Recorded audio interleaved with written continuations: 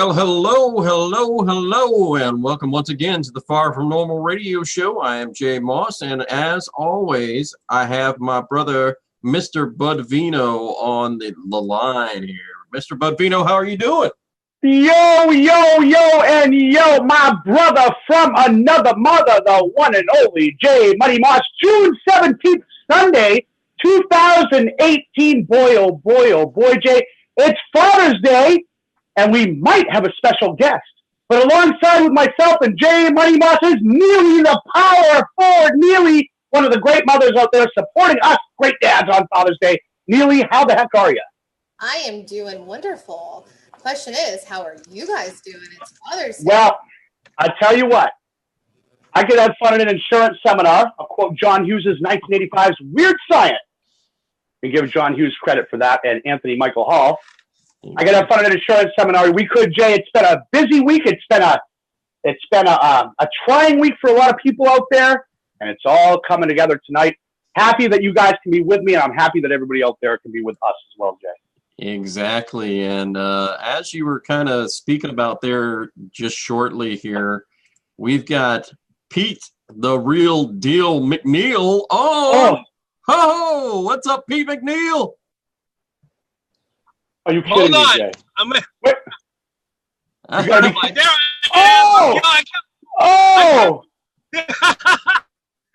There's the man. Looks like he's got some interference on his car there, man. There's supposed to be that, Jake. It's supposed to be that's weird. Yeah. I'm actually on the FDR, and I kept getting cut off. Can you hear me? Yeah. Oh, we can hear you now, brother. Okay. I just want to say what's up to everybody. I'm popping in just for a few moments. It's right here, 3Pete from Brooklyn. Let everybody know that I'm doing great. I miss my FFN fam, and to all the dads out there, I had to come through, man. Regardless of what anybody says, they're not gonna hold us down, not gonna hold me down. I had to come out there and say Happy Father's Day to all the great dads out there, and to keep fighting, to keep pushing, and never quit and never surrender. Believe me, like Buzz, I'm gonna have to steal your line. It's not over until you say it's over. And I didn't hear no bell, Pete the real deal. Did you? Thanks, Pete, for coming. All right, everybody, listen. Go ahead, Pete. Absolutely, man. I wanted to say just everybody, thank you for Jay, thanks, and Bud and Neely, thanks for letting me on real quick. Just to give that quick shout out to everybody. I love yous all, and I'll be back very soon. Trust me. Absolutely, you will. And we do trust you, Pete. Thank you. Pete does so much work behind the scenes, not only for the show, but for Jay and myself as a friend. He's a nice go-between, especially sometimes when Jay and I might have creative differences. But there's always that respect level because I love my brother, Jay Money Moss. I love my brother, Pete. And we love our sister, Neely, too. And we're so blessed to have you on for this short, quick minute, Pete. Come back whenever, and you're going to be back permanently very soon. Oh, yeah. Awesome. Peace out, everybody. Thank you. Peace. All right. So, Pete, the real deal McNeil, our first guest already stopping in, but he's not really a guest. He's part of the crew. Right. He was teasing us, too, Jay, because we knew he was going to be on. But Pete's been so busy, he's in and out, right, Neely? So we don't see him as much. Working behind scenes. Absolutely. And I'm gonna see if I can do the comment in here and share the thread again because it's we're trying to get that link in there. If you look at my Facebook post, or if you look at I want to see the other one. The other Facebook post that I had actually has the login ID for the streaming here for Zoom. So if you like to come on tonight, we're going to open up the phone lines, which is completely different than what we normally do here. But we figured it's Father's Day. Let's do something special for the people out there who are going through such a hard time, who don't have their kids out there. If you've got something you'd like to share with us creatively, or if you have a question or concern or anything that we can take care of on the air, that it might be able to help other people, definitely get on here, and we'd love to talk to you. Absolutely. Jay, I was fortunate enough to speak with my old high school nurse just before the class and health teacher, Mrs. Garvin, Mrs. Candy Garvin out there. It was an awesome conversation. Haven't spoken with Mrs. Garvin in about, 25 years or so. But I'll tell you what, she reached out in reference to a hurting parent that I went to high school with. There's the connection there. So it's everywhere, guys. So again, we did this too. Jay said we came together. We all agreed this would be a great day to do a show as opposed to Tuesday, because you know what? There's people out there, even as Jay and I talked, and we both said, and Neely, I know, concurs, if it was even one person that was down on the ground that says, you know what, I'm just going to tune into that show. If it's one person that we can get, again, if you even affect one person, you can change the world. Believe me, one person, anyone out there that might be hurting right now, that might be watching this and really doesn't even want to hear it because they're hurting so bad. You need to hear it, and you need to keep fighting.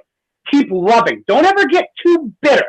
It's good to, don't hold that anger in and start to get bitter. Do not, as I said in the video earlier, Neely and Jay, do not allow anyone to have that sort of pull and control over this and in your life. Don't give anyone the privilege and the honor of pulling you around, because some people, that's exactly what they would want.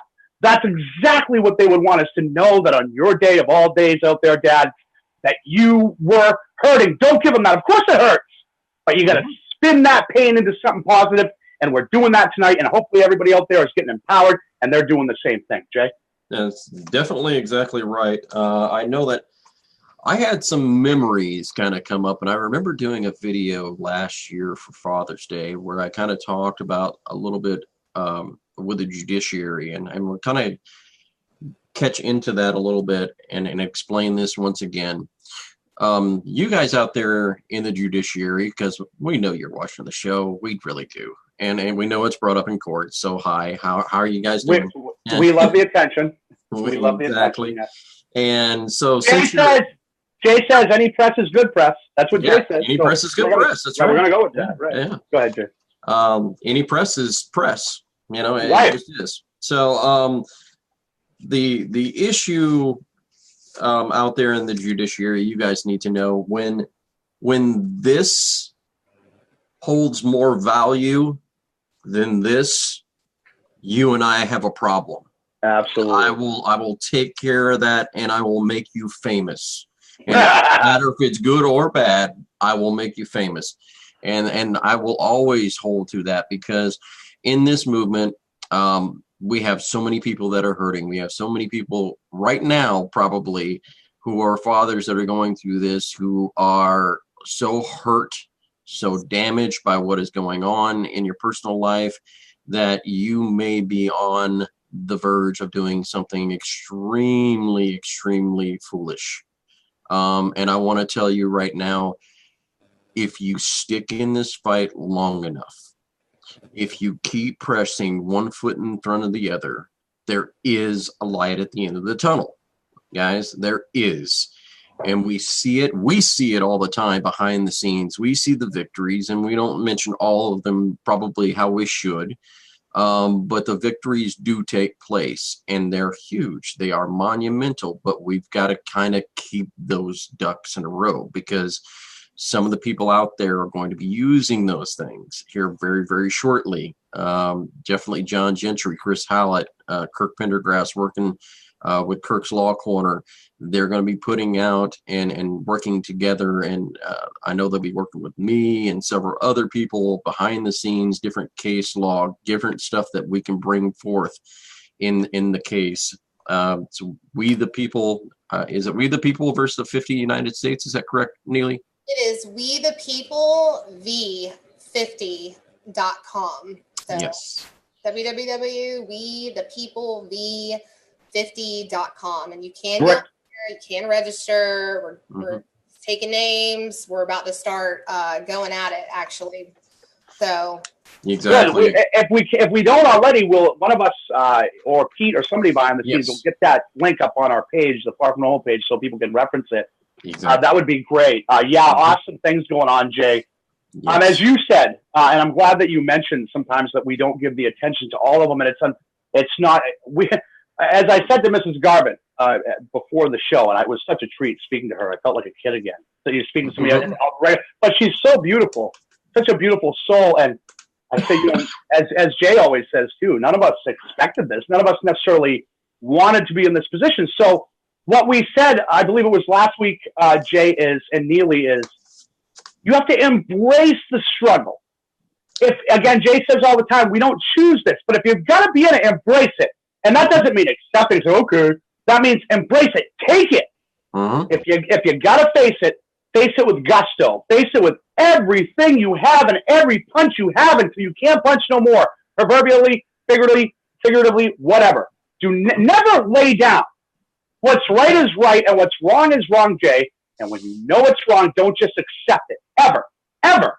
That's exactly right. That's exactly right. And I know there's going to be some more stuff coming out. I know there's some other groups working out there. I know Swamp Reform is definitely working on getting us different statistics and different data that we can bring to the table. There are a lot of other groups that are doing different things. Definitely Americans for Equal Share Parenting out there doing an amazing job. Mark Ludwig working on even getting Title 4D completely abolished. That would be fantastic and phenomenal.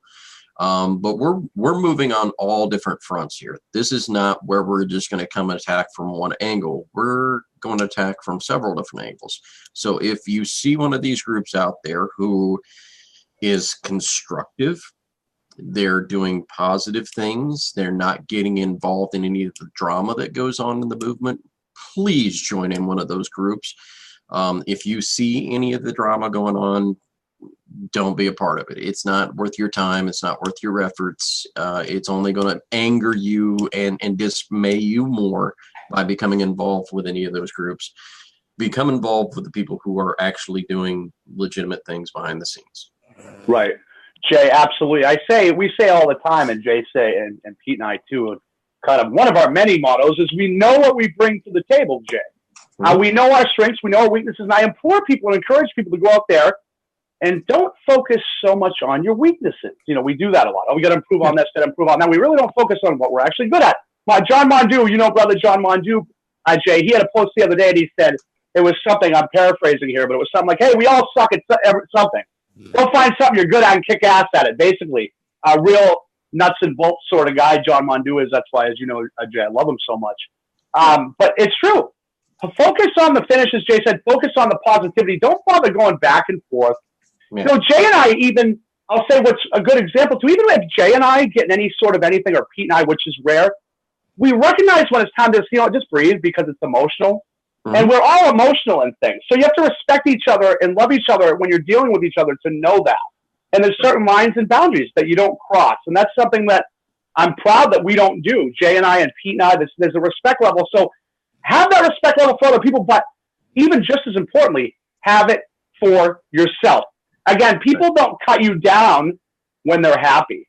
People cut you down, not when they don't have respect for you, but a lot of times when they're just being nasty, it's because they don't have any respect for themselves, Jay. Oh yeah. Some of that is definitely true. And the most important thing that you can realize in this movement and stop doing, the biggest thing that you can stop doing is stop making this a parent's issue. Just stop. This is not a dad's issue. This is not a mom's issue. This is not a money issue. This is not a judiciary issue. This is not anything. This is a child's issue. A child's right to be in both parents' lives equally to two fit, loving parents. That's what this movement is about. And if it becomes about, I got to publish this book and put it out, or I need people to know me or my notoriety. That's not what this is about any longer. This is what you're seeing is people dropping that any of that has to do with anything like that. This is about working together to get a goal done. This is about not worrying about your MGTOW issues or your feminism issues. It's not about any of that, because you know what? Look at this statistic. 3/4 of all marriages end in divorce. So let's take that analogy, right? 3/4 of all marriages end in divorce. So if I was a betting man and I was going skydiving, that means that I have a 75% of my parachute not opening, and I splat on the ground. Is that a risk that you really want to take? I'm telling you, no. But everybody's so caught up in the whole "let's get married" thing.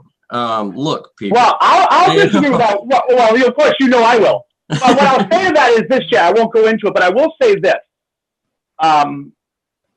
People don't know how to communicate anymore. That's the biggest thing, first and foremost. And people have lost, like I said, respect for other people and for themselves a lot. Again, with my wife and I, people see on Facebook, and Jay knows as well as anybody, I love my wife, but it's not all sunshine and rainbows. People see it on Facebook, but there's tough times, especially going through the stuff that we went through with my oldest son in a dozen years. You have your ups and downs, but it's about communication. It's about sticking with it and having that respect level. And I say it all the time. The same core things in relationships that work with my wife and I are the same ones that work with Jay and I, Neely and I, Pete and I at their core, that communication level, making sure. And anytime there's been issues, and Jay can attest to this, with any of us, it's a communication breakdown, usually with any of us, not just, I'm talking about partner, but people in life. And they don't say what they should say, what they want to say, what they feel. They do things to placate, to make other people happy, and then they go home unhappy, thinking about all the things they should have said and should have done. Well, there is no time like the present. Get it out, spit it out, live it like you spit it, Jay. That's exactly right. That's exactly right where I was going with that, because you got to understand that if you are in a relationship, you're going to take the same baggage that you're dealing with in that relationship. You're going to bring it in and you're going to multiply it by 10. So understand that. Don't rush into anything or anything like that. It's all about understanding that you yourself, especially if you have been divorced before, you need to become whole. Don't rush into another relationship. You need to become whole as a person.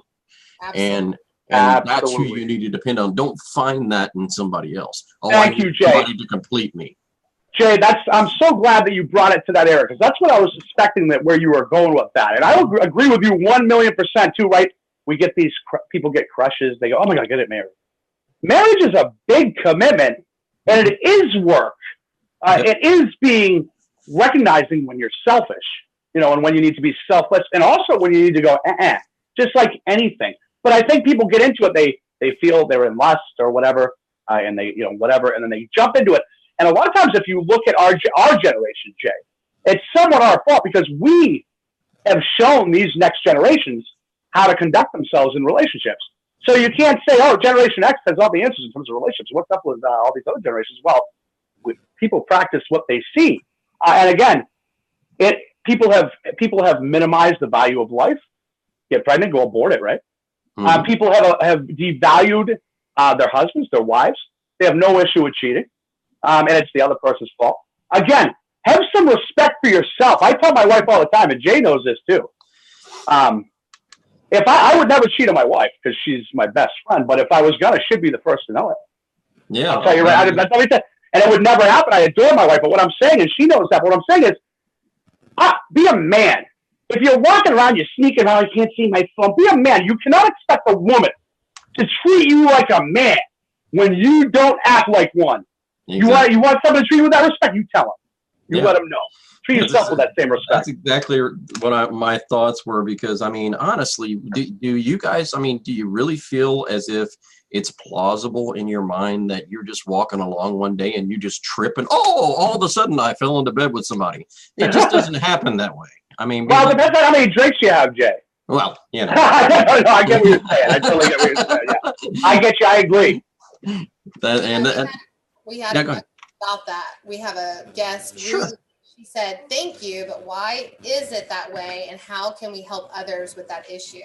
And I think which was the issue she was referring to?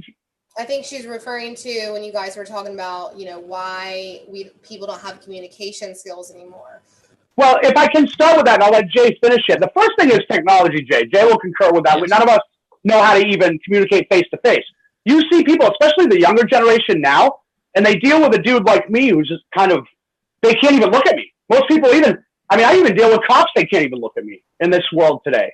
It starts off, with communication and respecting yourself. Jay, Oh, yeah. Dry throats will take over. Yeah, definitely. I think what you're talking about obviously is social media, and the communication aspect is so absolutely ingrained in society at this point anymore that we can't look at somebody in their eye and have a conversation with them. We no longer value family, so we no longer value sitting at the table and having discussions over different things or what's going on in the family unit, because there is no family unit anymore. We've made this the priority. Right. When this becomes the priority, this is no longer the priority. Right. And Jay, to the listeners' question too is, what I always say to people to start, a lot of times, we have these, we call them luxuries, right, of texting. And a lot of times you hear people say, well, I didn't want to deal with it, so I text them.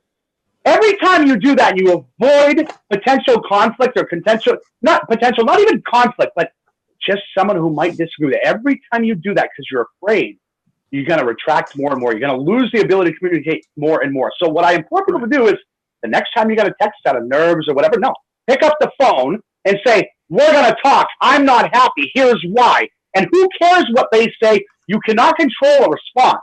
Right. But what you can do, again, if you go at it in a positive way, if I say to Jay, I can tell you right now, or vice versa, and I can tell you from experience on both ends, because we care about each other. Hey, Bob, that really upset me, what you said. I didn't care for that. Or Neely, hey, you know what, bud? Usually I'm pretty good, but this one kind of rubbed me, and I want to get some clarification. Again, we go on the air, so it's hard, especially the way Jay and I are. We can't go on and have any bullshit behind the scenes because it doesn't work. Nope. It never would. It never does. This is a family here. So what I encourage people to do is stop with the text. Again, go down your list, find everybody that you might have an issue with. You got to talk about, and you go at it in a positive way. If they want to come at you, they start swearing at you. There's that line. I tell you what, we're going to talk when you have a little bit of respect, but here's the line. And this is what we're not going to cross. And this is what happens when you do. Listen up. Boom. Yep. And if they walk away and they don't respect that, they never respected you either. And people that don't respect you and you allow to continue to be in your life, even though they cut you down, they tear you apart, you will never have respect for yourself. They'll never respect you. And it's funny, is once you start cutting all those people off, and as Jay said, with my marriage, my wife all the time, my goal too is if I ever died tomorrow, of course she'd be devastated, but she'd be a strong woman without me. She doesn't need Bundino. Mm-hmm. She loves me, and I feel like I benefit her life and vice versa. But as Jay said, don't go, guess what? I'm with somebody now. Oh, I can just forget about myself. It's all about them. And we lose ourselves.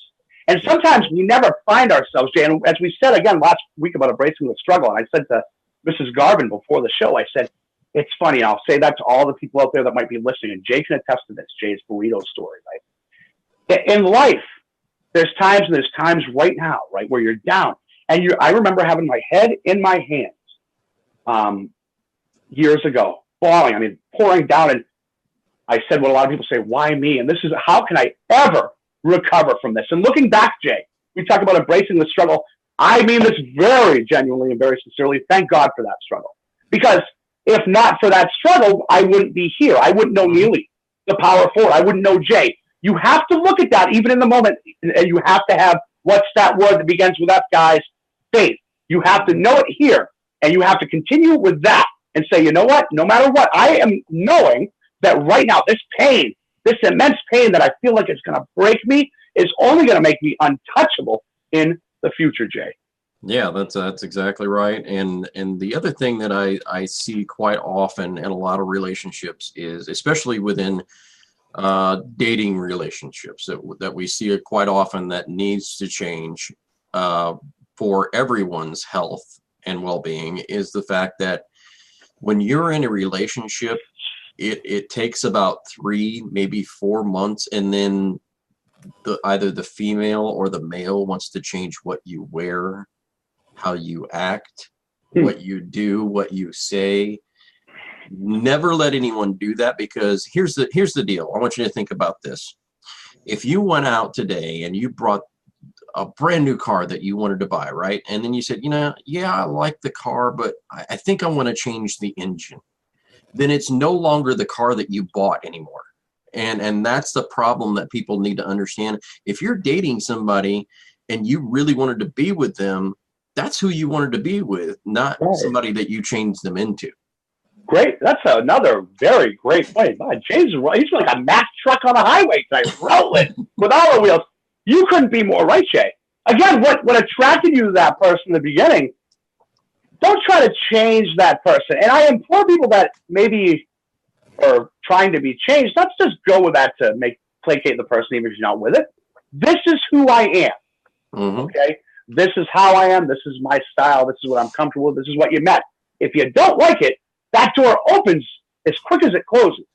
Mm-hmm. And I tell people that it doesn't matter who it is. Again, it's one thing if someone's trying to help you out or better you or just giving you opinions, but when someone's trying to change you, mm-hmm. you know, hey, Jay, I don't like your hat. Hey, Bud, I don't like your glasses. Jay and I don't play that game. Whoever it is, gone. Mm-hmm. God, just like that. Boom. It's a respect level. We all know the people. And that's what gets me frustrated. We all know the people who aren't down for us, and we keep on hoping to please them, right? Hoping that even on Facebook, maybe they'll see it and they'll give us a positive, and they'll approve of us, and then we can get that dopamine rush, right? And feel good about ourselves for 5 minutes, but then, oh my God, we're devastated for 2 days because someone that we don't know probably doesn't give a shit about us, even if we do a lot of the times, said something negative.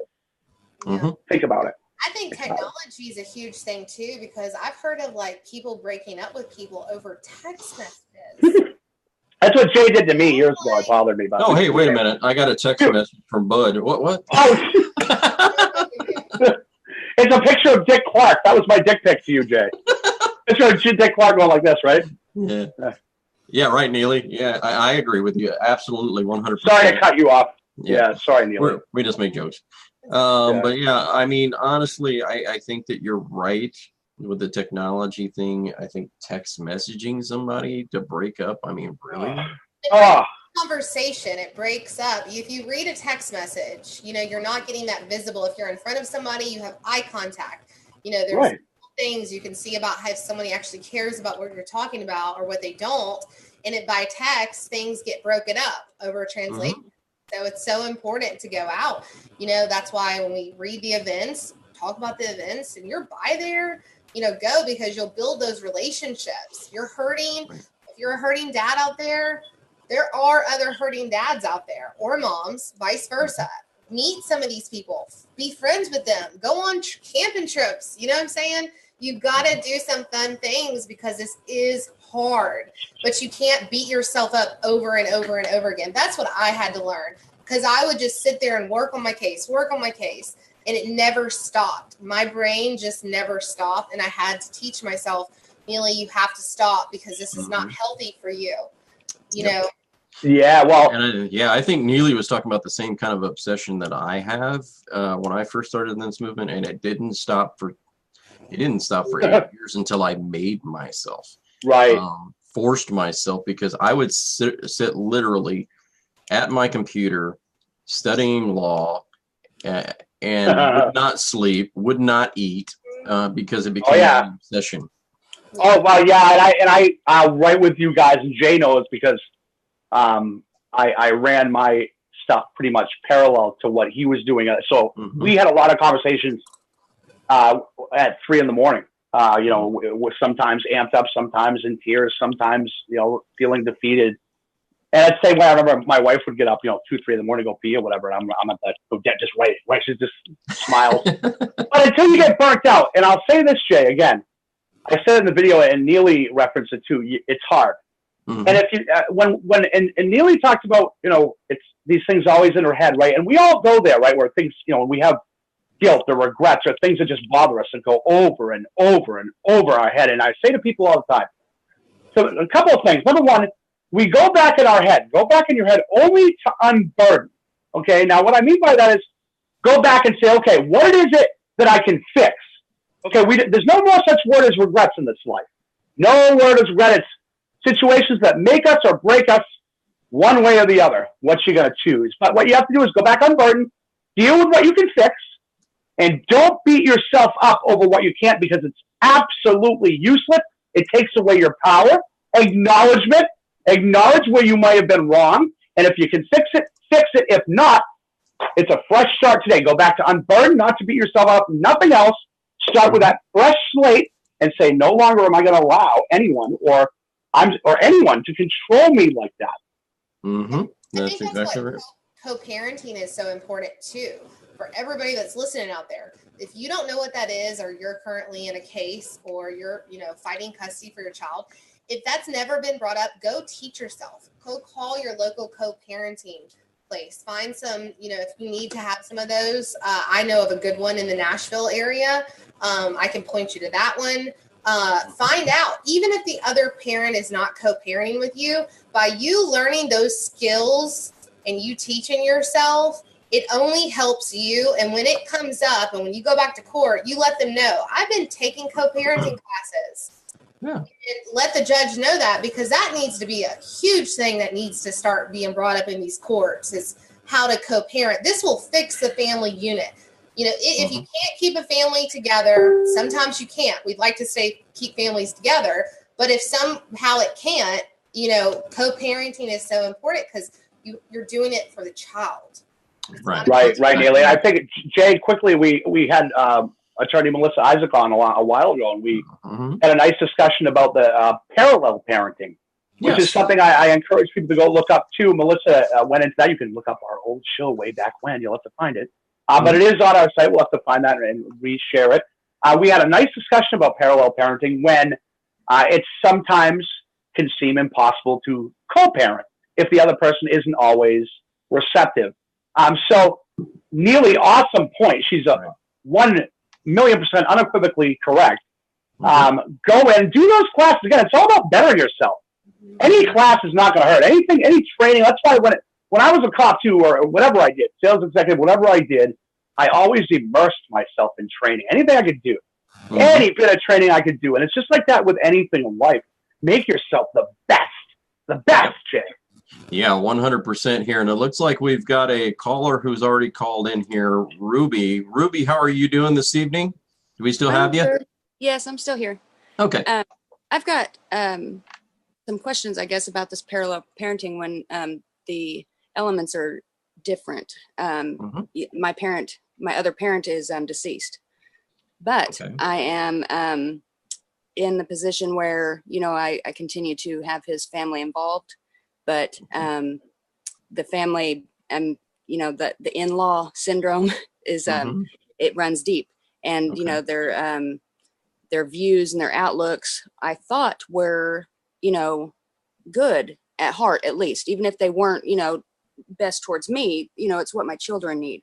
So I tried to have them involved, and come to find out, that's not really what I want my children to, be exposed to, because they are kind of like bitter and angry, I guess, or whatever. But, in a sense it helped, because then it was, like I was able to show my children that's why we're not like that. And that's why we're going to love them anyway, because they are who they are.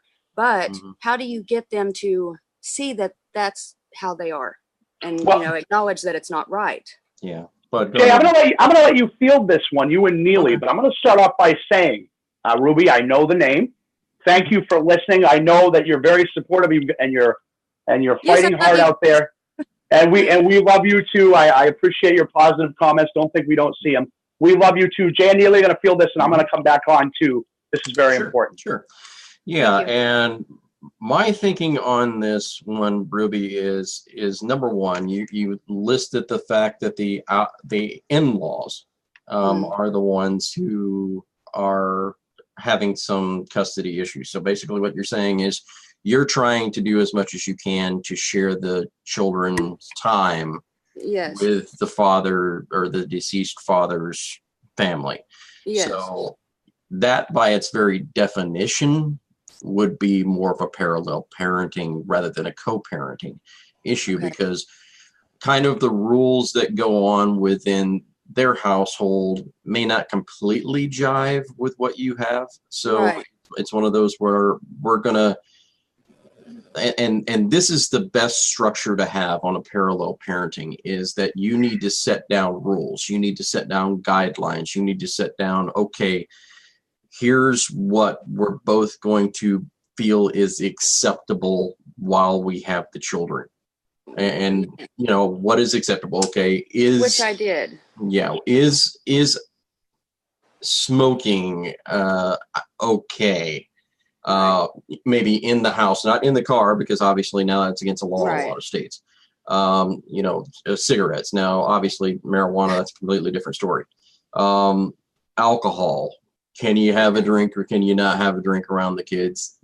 Again, that's going to be preference. And understand, number one, here's the only problem that I have with some grandparenting laws that have kind of taken place.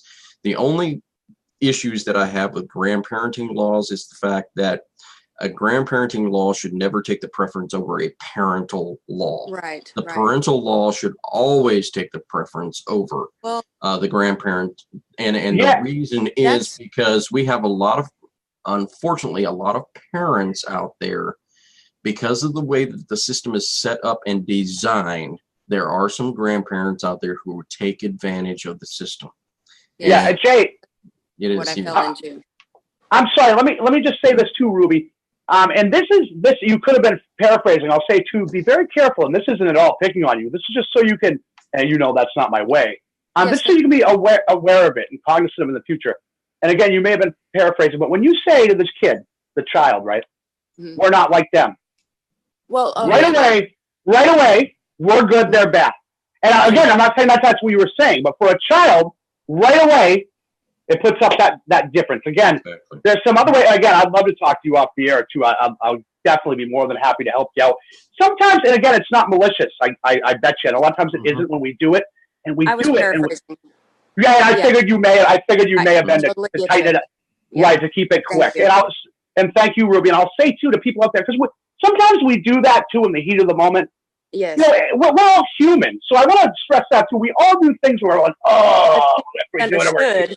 Well, you can only be hurt. Is not getting across that it's very important to get across, but then they shut you down because they assume that you meant something else. I totally get it. Thank you so much. Yes, you're very welcome. Yeah. So, but again, be a good friend to yourself and give yourself a break. Then know that you're human. You know what?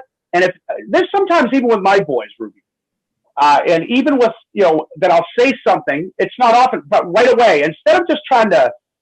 I'll say it right then, hey, that was wrong, what I just did. And I want to explain why it was, and I should have worded it like this. I normally do the same thing, yes. Yeah, and you seem like a very benevolent person, Ruby. You've always seemed like a very benevolent person. So again, express yourself, and don't worry about the reaction. Just express yourself. Again, when we know people are out to hurt us, and they really are it's hard to try and rise above that. Again, but there's certain lines. You put up with a certain amount, and then you draw certain lines, and you don't let people cross them. You stay loving. It's so hard being a widow and fighting that fight, because I don't have the support from my husband like I did have. He always was a firm. He stood by what was right, of course, and no, we didn't. Like them. And I guess I shouldn't have said it like that. And thank you for bringing that to my attention because Ruby, but he's still with you. He's still with you because let me tell you right now, on here, Ruby too, and you're mentioning him, and you've still got that heart. That's in you, and he's always going to be with you, and he's always going to be pushing you to do what's right. He's in your. I'm quite sure that. In your children he, too. He is definitely. Right. Yeah. Yeah, and so I'll talk to you off the air, Ruby too, but I'll say this, and I'll let Neely and Jay finish too, and let you add whatever you'd like. As I said, I know. That it's very difficult. And when you're dealing with your kiddos and the loss that you've obviously suffered. So now it's about a continual repetition in terms of keeping yourself in a positive place. If you stay positive and happy, Ruby, and do things for Ruby, do some great things for Ruby to make you happy, because you know what? That's going to translate. Keep yourself happy, and it's going to translate. And once you get to that level, but don't let anyone touch you. Don't let anyone make you feel less than, or that you're not good enough, smart enough, anything. That's best advice, because as soon as I did allow that to change, and get to me, is when the side effects happened, I guess, of, as soon as I was, I allowed myself to be vulnerable and got down on myself, that's when it did. So that's proof that, your advice Ruby, is right. you use such a wonderful word, and such a word that's important. It's vulnerable. And a lot of times when we open ourselves up, sometimes that's hard for us. And it's hard sometimes for me. But when you open yourself up and you feel like you've been kicked in the stomach, when you've actually worked up the courage to do it, that can be discouraging. But number one, be proud of yourself, Ruby, that you came to that level to allow yourself to do that, that you were able to trust. And that speaks volumes about your heart. So if someone in life stomps on that, again, they just blew loyalty. They just blew what was right in front of them, a good person, someone trying to do the right thing.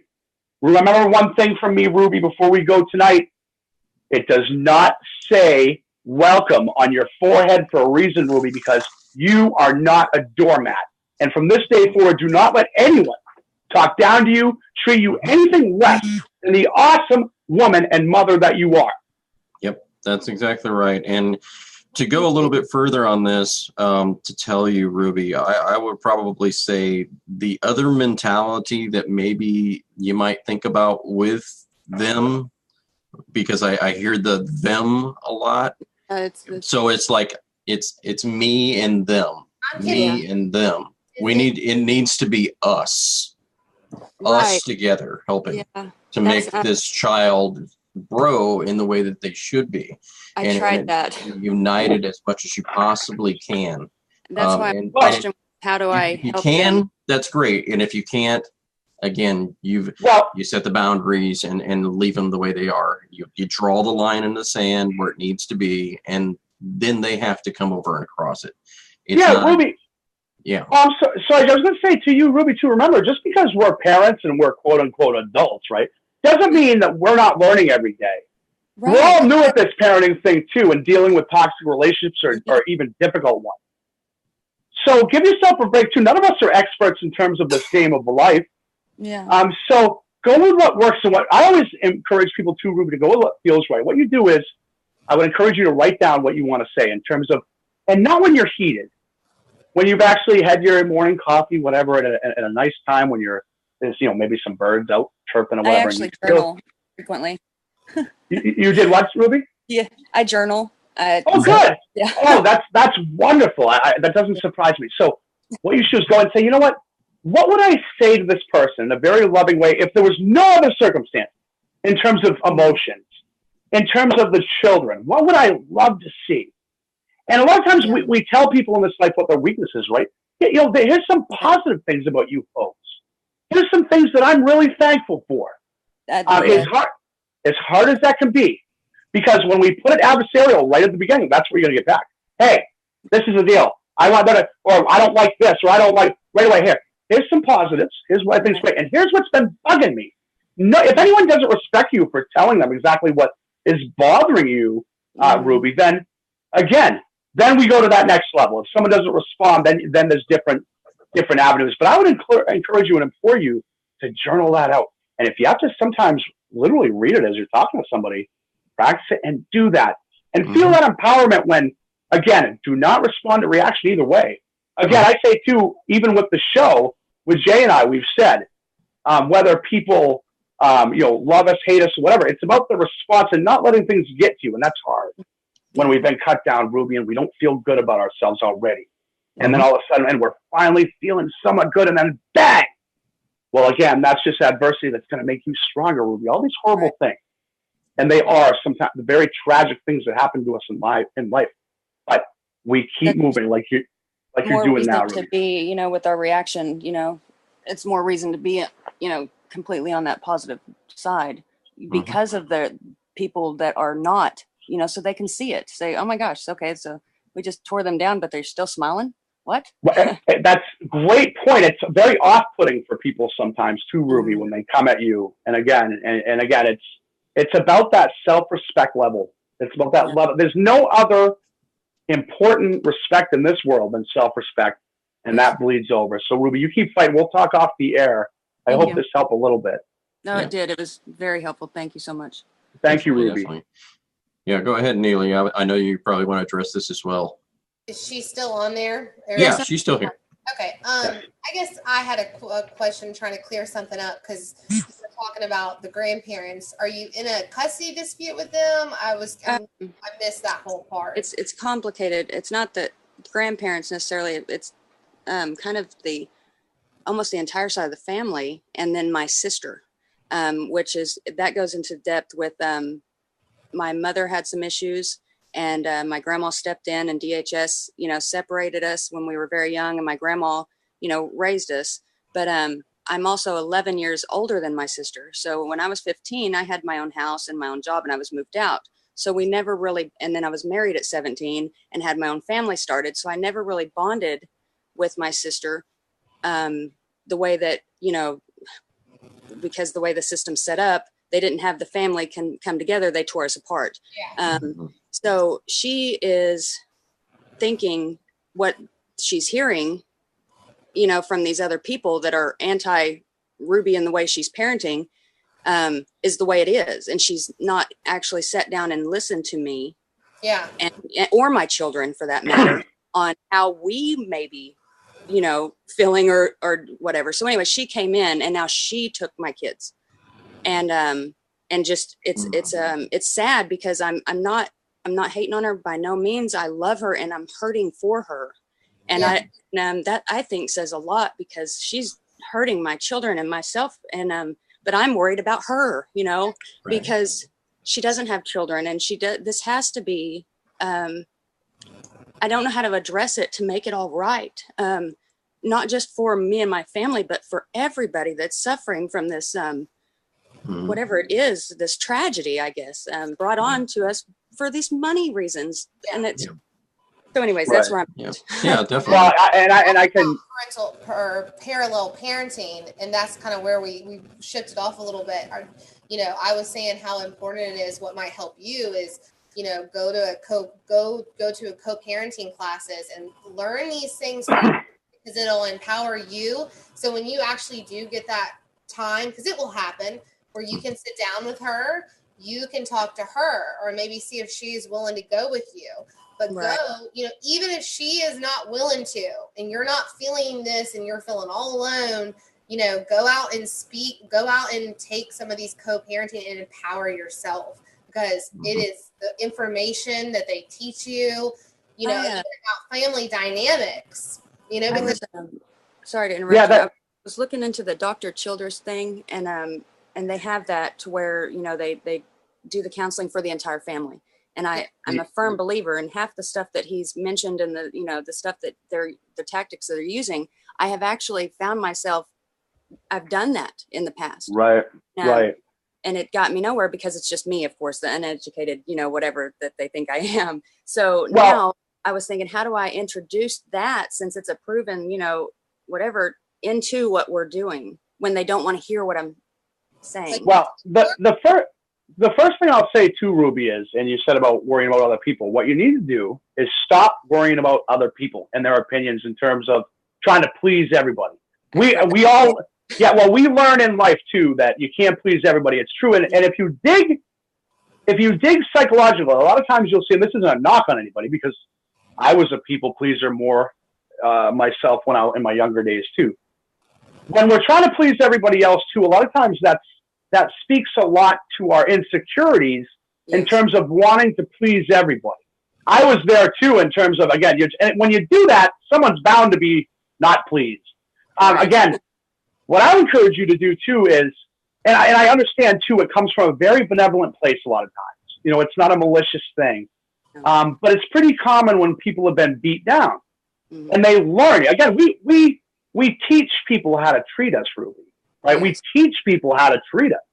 So if we're treating ourselves as less than, we can't really expect other people to have a whole heck of a lot of respect for us, unless they're a good person, which a lot of times in this world, unfortunately, people will hone in like a dog to weakness, and they'll pounce on it. So again, it's about working out that brain. And Ruby, I'll say this every time, and it's very easy, because negativity starts coming on our brain, right? All the things that you might have done, quote unquote, wrong, right, Ruby? Oh my God, I can't believe I did this. I said that. Oh my God, all these things. If I only done, oh my God. Dad, get it out of there. Yeah. After we get off this and this show's done, because I'm hoping you'll watch till the end. When this show is done, I want you to promise me, Ruby, whether it's a TV show, movie, or something, watch something that you enjoy, or just you. No one else, just you. I don't care if everyone in the world thinks it's stupid. You go watch it and laugh your ass off, Ruby. Laugh, because again, you can't control all these things that are happening as you're watching that. You control nothing. There's nothing you can do. But what you can control, Ruby, is Ruby's happiness tonight. That's one thing you can. And when you start doing that, and that positivity, because we sit there sometimes, we focus on the negative, and that's all that's going to come in our on our cup is that negative. So true. Again, you just keep doing something positive, and then after that, you know what?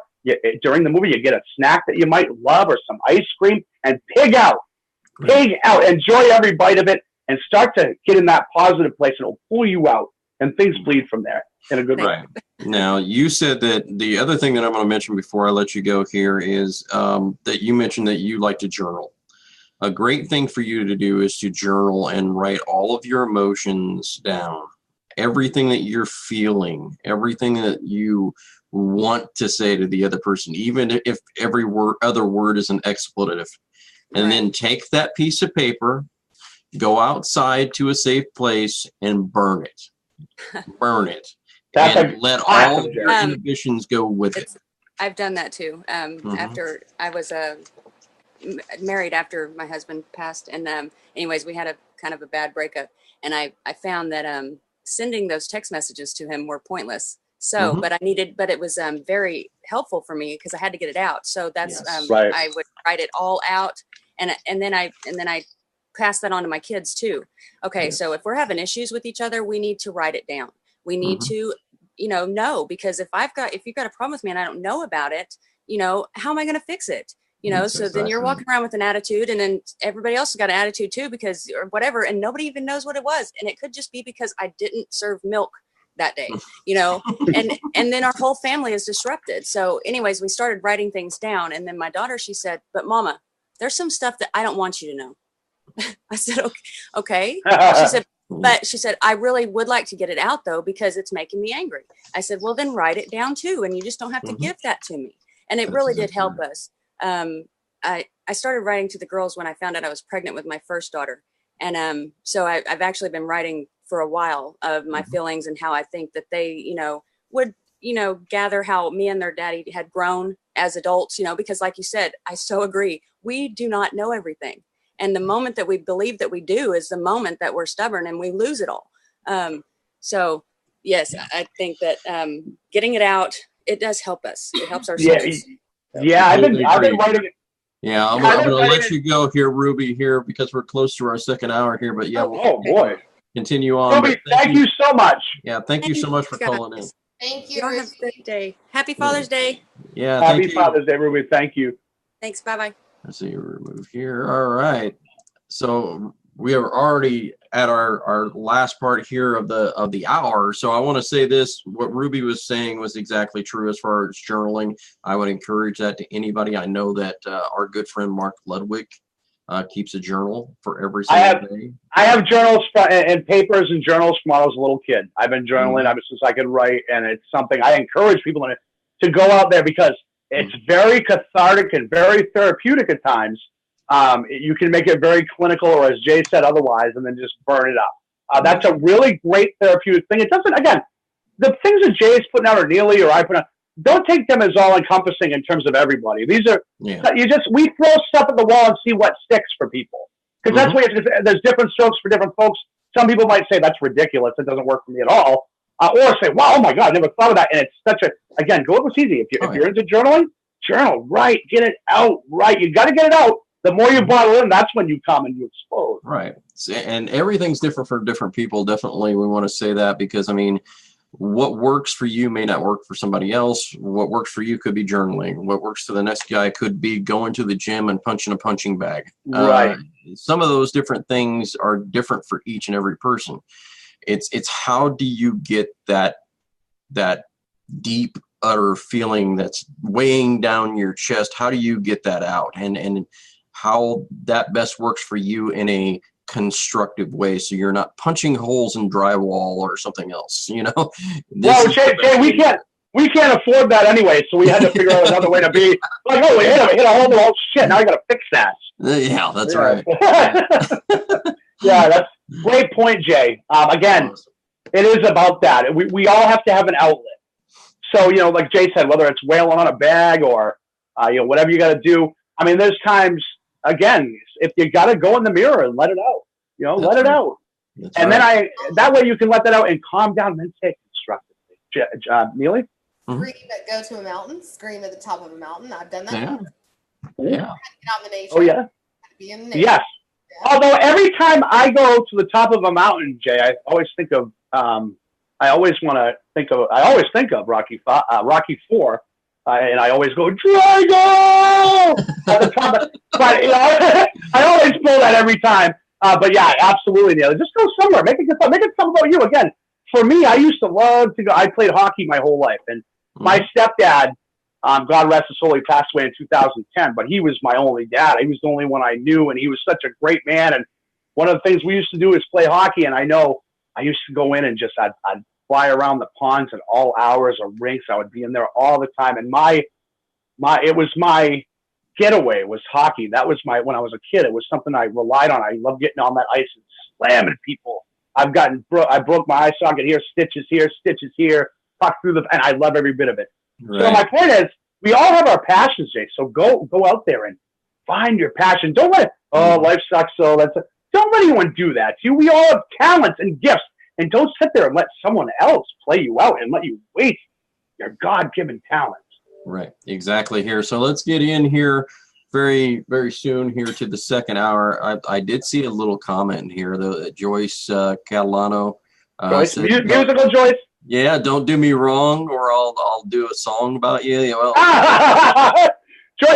Joyce is very talented, so please do. Now that you put that out there, Joyce, you put that little nugget on my head. So now, Joyce, please do us a little Far From Normal jingle when you get a chance. I know you're busy. Yeah, definitely. That would be great. She's very talented. Yeah.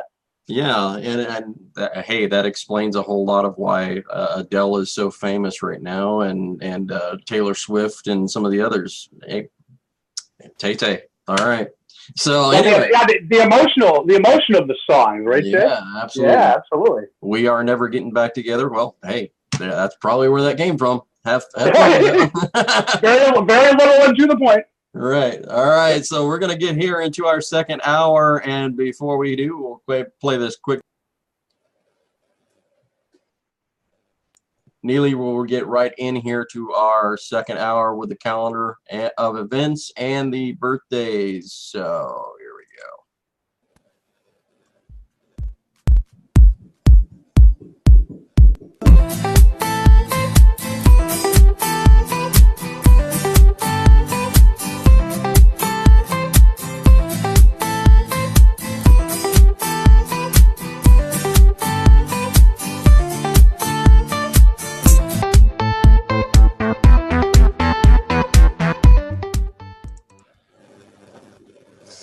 Okay, we have our list of events, so get out your calendars and make sure you write this down. Saturday, June the 23rd, we have the Dad's Can 2 Annual Appreciation Picnic starting at 12 p.m. This event will be held at Center Park in Springfield, Illinois. The address to this event is 255 Long Bay Drive. Please see Jesse West Sr. or visit the Dad's Can 2 Facebook page for more details. Thursday, June the 28th, we have the March for Families' Rights in Martinez, California. This event is being held for Parents Against CPS Corruption and starts at 11 a.m. at Waterfront Park. The address is 245 North Court Street, Martinez, California, 94553. Please see PAC Facebook page for more details. Sunday, August the 5th, we have the Capitals for Kids Tour, 6 p.m., Denver, Colorado, to be announced on location. Please see Americans for Equal Shared Parenting, Colorado, for more details. Birthdays today, we have Carrie Speedman, Tony Knightley, Trey Bien, Trish Bernard, Carrie Bowl. Monday, we have John Douglas, Kenneth Robinson. Tuesday, we have Renee Howard, Paul Deering, Anna Baltuston, Chris Jenkins, Michael Gilbert, Carrie Allar, Matthew McLennan, Carol Price, Jaron Scott, Judith Moore. Wednesday, we have Corey Sims, Sierra Catherine, Ron Priest, Sean Cozy. Thursday, we have Ira Scott, Cheryl Francis, Kenny Kalas, Joshua Bond, Angie Sandova, Joyce Hanson. Friday, we have Jessica Hahn, Sarah Clodfelder, Matt Montgomery, Michael Kraus, Bonetta Brown, Martin Matthews. Saturday, we have Anna Ann Hogg, William Snyder, Paula Meese, Renoa DeBeer, Lisa Daney. Sunday, we have Lindsay Evans, Kara Reed, Joy Gambino Ray, Paul Chapman, John Davis. Monday, we have Michael Vagan, Ray Pilar, Sean Blow, Tamara Myers, and Donna Peace. The Far From Normal radio show is copywritten, and copying or transmission of all the broadcasts of the show is strictly prohibited without express written consent of the Far From Normal radio show staff and board of directors. Awesome. So we are back here on the Far From Normal radio show during our second hour now, and I am back here joined with my brother from another mother, Mr. Bud Vino. Awesome first hour, definitely, Bud. And so definitely want to say, as you always say, this is June the 17th, which is odd for us. This right. Is far from normal from us. Yes, thank you, Jay, because I thought I even had to tell myself, don't say Tuesday, because I usually just, it's such an innate thing for me now because we've been doing this for over a year and a half or whatever it is. So, yeah, absolutely, Jay. Absolutely. It is Sunday, June 17, 2018, Father's Day, and I'm joined, as Jay said, with my brother from another mother. We were joined by Pete, the Real Deal McNeil, which was a treat. And we have on also, as always, who did such an eloquent, beautiful job with the birthdays and everything else that she always does in the updates, Neely, the Power Forward Petrie. Awesome.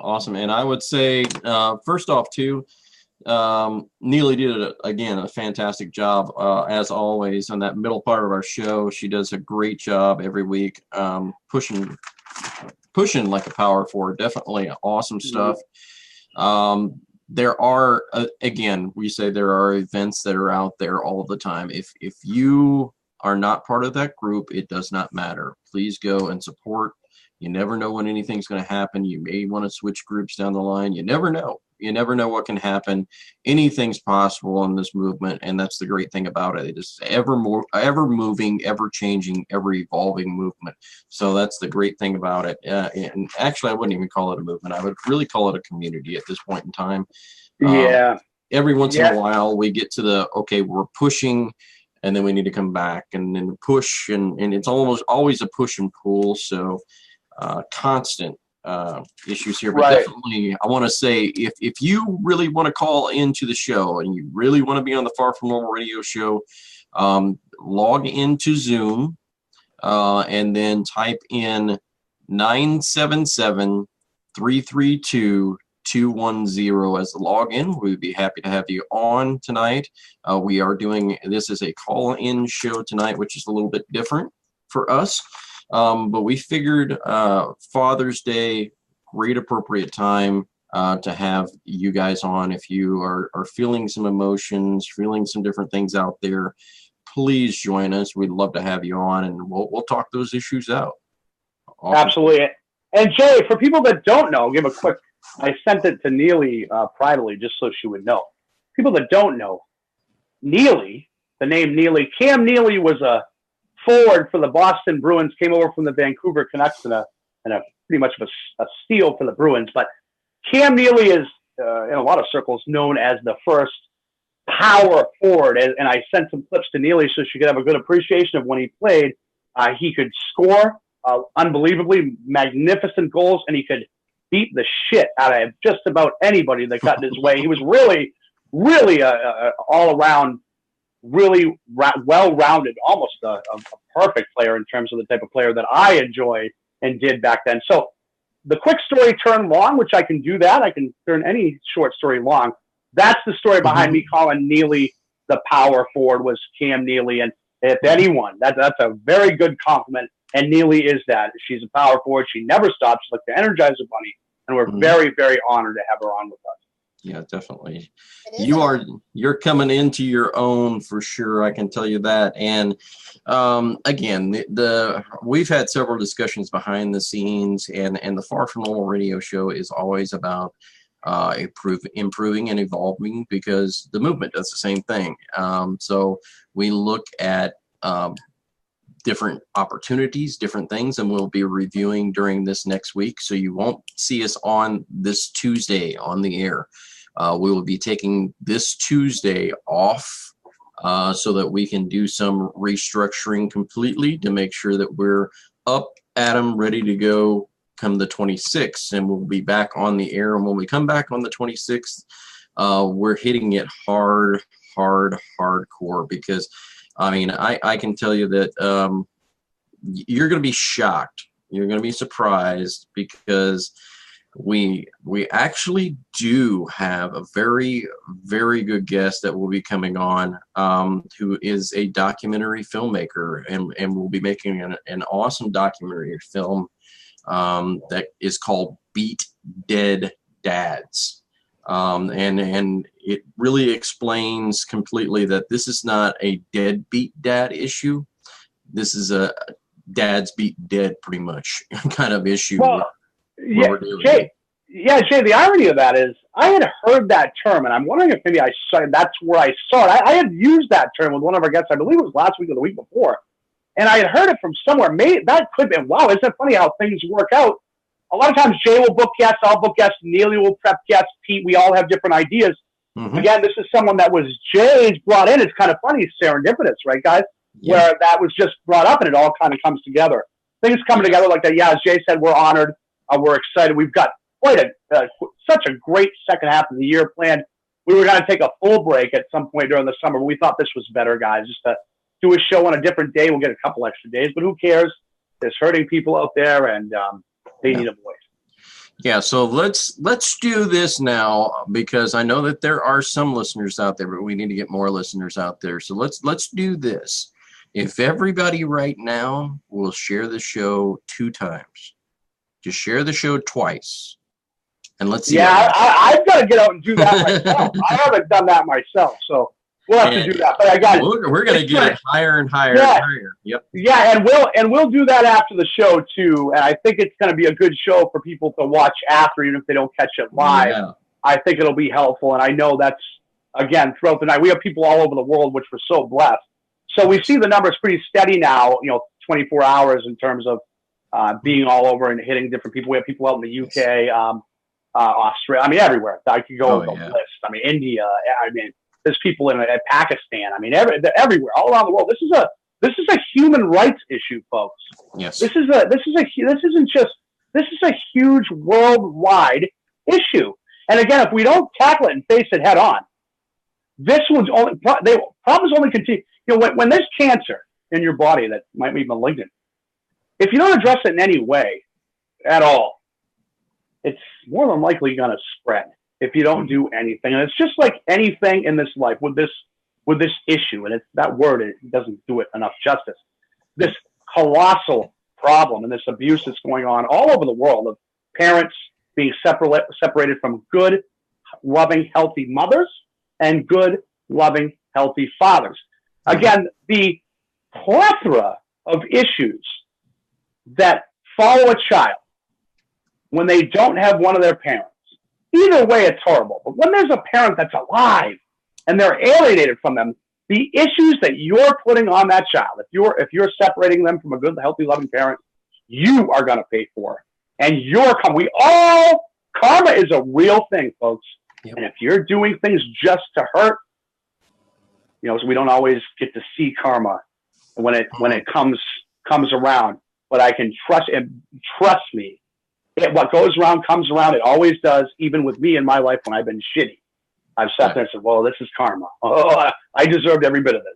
Mm-hmm. And the people that are doing that, your hell that comes for you, you'll deserve it too. Yeah, that's right. I'll completely agree with that, because and the other thing that I've been thinking about in general this week is not necessarily just the fact that it's a horrible, atrocious issue that we're talking about. We can get into the fact that really this is a lot of the times in the movement what I would necessarily classify as second-degree murder, because we have a lot of people who go through these issues and it gets them so down and so depressed because of how a judge treats them in court. And what we've seen in the past is we've seen one girlfriend who rejected her boyfriend and told him to go kill himself, and he did, and that was considered second-degree murder. Well, what about these judges that are doing the same thing? Why don't you do? You're just a deadbeat dad. Why don't you go off yourself? That to me is second-degree murder as well. Let's call it what it is. Yeah. Let's stop beating around the bush. It is what it is. And look, I know there are legislators out there, and we've got to really watch our language sometimes about some of the things that we say. But let's confront them on the issue, because let's look it up, because we can find out that those same legislators are getting paid by the Bar Association in order to run their campaigns. So let's be quite honest what they're doing. They're putting a ball of fluff on top of and again, let's look at it this way. All right. If you've got a big giant zit on your face, right?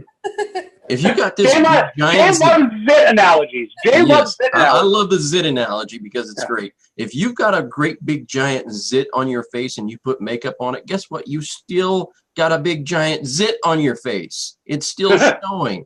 So, I mean, understand, just because you cover it up with some makeup doesn't mean that zit's going to go away. You got to get in there and you got to pop that booger. And that's how it works. Yeah, it's so satisfying when you do, too, isn't it, guys? Hey, and I'll say, too, in terms of relationships, Jay, you alluded to relationships, and you know, we've talked a lot about people being left and this and that, and people that are down, even if it's fresh. I'm telling you, we tend to do this, right? Relationships break up or someone leaves us. What is wrong with me? Right, guys? Why am I sitting alone right now? What's wrong? Everyone leaves me. What's wrong with me? Folks, we see it all the time too, Jay. Right? I always find the same man or the same woman. It seems like well, why don't we look at that? Sometimes it's not always the same piece of shit you find.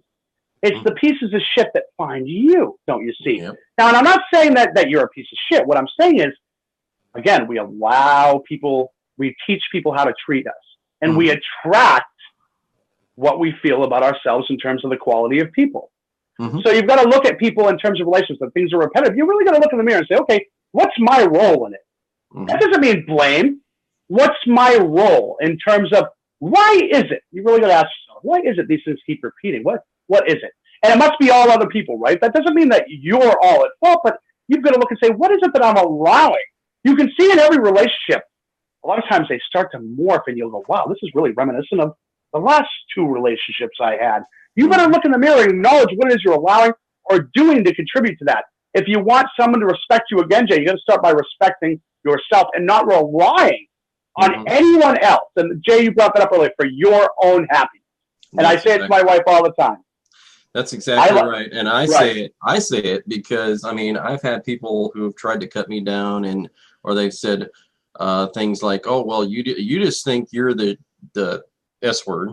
You just think you're the shit. You just think you're this and you're narcissistic. But you know what I am? I'm awesome. Just ask me. No, absolutely. Hey, I was going to say too, earlier, one of the shows I was going to say, it stinks in here, Jay. That's because we're the shit. Hey, there is a healthy level of narcissism, and I say it too. Jay and I say it to each other. And if you don't believe it, you can ask around. Jay and I say it to each other sometimes because we can recognize sometimes when one of us is off. Like, what? Or Jay, do you not remember who you are? You're the best. You're Jay fucking Moss. You're Money Moss. You're Pete the Real Deal McNeil. You're nearly the power damn forward. Why are you letting someone stick a finger in your face and tell you you're nothing? Why? That's not learned. Love is innate. Hate is learned. Even with ourselves, we come out loving ourselves. We start to hate ourselves. That's a pattern. You got to look and say, whoa, whoa, whoa. Because there was a time that everybody believed they were the best. That's exactly right. And I think there's a lot of people, and maybe it's just joking, maybe it's just kidding with ourselves, But honestly, you've got to get yourself to a mentality to where you're not concerned necessarily about what other people say about you. You've got to realize that when you deep inside of you, you've got to feel as if when you wake up in the morning, you piss excellence. And you eat your Cheerios and your Wheaties just like everybody else, and you're awesome. If you can't believe that, then you need to do some things to empower yourself. There's a lot of different things out there that you can do, and I would encourage one of these things, because we used to do these little team building exercises when we went to some of these big corporations. They'll send people out and they'll do these different events and stuff, so they do team building and some of those things. You can do those same team building exercises at forest preserves and different things like that, and then they're great. They're awesome. They don't cost you very much, maybe $10-$20. You go to some of these events, you can trust in yourself, believe in yourself again, be motivated and go forward. I think this is a great time of the year for that. Because it is summertime. We're hitting that summertime peak where you can go out to some of these forest reserves, do some kayaking, do some canoeing, do whatever is out there that's going to empower you either physically or mentally. Read something that you've never read before. Feel a way, encourage yourself to feel a way you've never felt before. And that self-confidence in yourself, and people can call it narcissistic if they want to. You've got to have the self-confidence in yourself, because guess what? Here's where it comes back and it translates into the movement. If you don't believe in yourself, you won't fight for your case. If you don't fight for your case, no one else will fight for your case, and no one will fight for your case like you do. Yeah. Damn right, Jay. Jay, great point. I want to say this too, and we hear it a lot, but this is true. Guys out there and women, okay? Fight, we fight for our kids, and fight as though, because they are, that your kids, even if you haven't seen them, are always watching you. And that doesn't necessarily always mean, oh, be careful, girl. Oh my God. No, it means let them see you kicking ass. Yeah. Let them see you, number one, first and foremost, Jay, let them see you happy. Let them see you living. Let them see you flourishing. Again, it's not their fault, but, if you're trying, and it's not yours either, but if your kids, because all this stuff, Facebook, all these things are pretty much permanent. You're going to see all these things. If your kids, I'm telling you right now, see you doom and gloom all the time, I'm crying all day. Again, that's never going to bring you out of the hump, even though it's true. Of course it is. I'm not minimizing pain. But your kids are going to, even if believe it or not, they're watching, even if you don't think they are. They're watching like on Facebook what you're doing. Again, let them see you having respect for yourself, not cutting down other women or men, or if you again, let them see you being a champion, because again, kids don't at all listen usually to what they hear. They listen to what they see. I can tell everybody all day long, or you can to your kids, oh, I did this, I did that. Did it, woulda, coulda, shoulda, let's see it. Let's see the greatness. So that way, later in life when they're down, I say to my kids all the time, whenever my boys say it's too hard, don't tell me that. When I tell you, guys, don't tell me that I've spit blood, and you can too. It's the same, but let them see you kicking ass, taking names, and with swagger. Damn right, I love myself, because I love you, my kids, and I love everybody out there. And don't let anyone. No, there's a time and a place for that. Yep. Show them the greatness, baby. That's exactly. And they'll find theirs. Yeah, they will definitely find theirs. And the thing about some of these people too is you've really got to get yourself. And the way that I say this the best, the way that you've got to do this is you've got to use every negative, turn it into a positive. And here's kind of how you do that. And I've been asked this question a whole lot. Well, how do you turn those negative things into positive? You just don't give a damn anymore. You reach that point in a benevolent way, yes. In a benevolent way. You just don't give a damn anymore what anybody would say or think about you. It's what the only people that you have to please in your life is yourself and maybe your children. Okay? I would give your children that. But the only person you've got to please in your life is yourself, most of all. And absolutely. You've got to look in the mirror. And so that's what where the issues here lie is you take those negatives, you let them get down deep and fester, and you turn them into anger. And that anger and that rage comes up and it turns into motivation. And I've got to do this. And I'm going to do this because I'm going to take them saying that I couldn't do it. I'm going to force feed it back in their face. And I'm going to tell them how much I did do it. And look at me now. Yeah. And Jay, we've said too, and I'm sorry, we've said too all of us, hey, we're up all night in pain anyway. Yeah. So why not spin it to win it, baby? Mm-hmm. Spin it to win it. Again, do the right thing. And Jay, again, you bring up good points all the time. And we talk about looking in the mirror. And for the people out there, Jay and I don't ask or don't say things that we haven't already done. And so when I say that, if you don't think Jay and I more than once have had our hands on the sink, staring in the mirror and saying, how the hell did I get here? What do I do? What? Then you're wrong. We've all experienced that, and we've all had our head in our hands. Mm-hmm. Even the people, and I'm so appreciative of the emails I get, and people tell me about my strength. And I even I've had more than one person too. And I'll give a shout out to Brian Hoekstra out there, because this is about a year and a half ago. And he saw this, and someone put, wow, but I wish I could be like you. And that bothered me. First of all, thank you. But it's not, again, that bothered me, because that you should not want that. You should want to be more like you. And Brandon, I mentioned him because he recognized that when I said it. He said, again, and the person who said it I won't mention, but therein lies the core of the problem right there. Never wish to be anyone else, because everybody has their greatness. Every single one of us out there has greatness. There's not one human being on the earth when they were born that didn't have some talent. We're all given something, whatever you believe in, whatever you believe, the good Lord, whatever it is. We're all put in. There's all a purpose for this, guys. So you have to remember that there is no coincidences in this life. This is all, we're all supposed to be here. So if you can embrace that, say, oh, wait a minute, I'm supposed to be a warrior. I'm supposed to hurt like this, because you know what? I take it as an honor, and Jay and Neely do. You know why? Because not all women could take the pain and the hurt that Neely has taken and continues to, and flourish and come out on Tuesdays. And Jay, when sometimes I know people don't know, and behind the scenes me, when sometimes we're hurting, we're tired, and you know, we do it. That's called strength. And every single person has that in them. The only reason they don't do it is because it's self-doubt. And when you can conquer that self-doubt, and again, Pete says all the time, surround yourself with a good supporting cast, and I got the best. And I encourage everybody out there to go find themselves a good supporting cast as well. Yeah, I think that's right. And the biggest thing for you to realize out there, and I know it's in the central part of the country right now, you've just dropped off your kids about 25 minutes ago.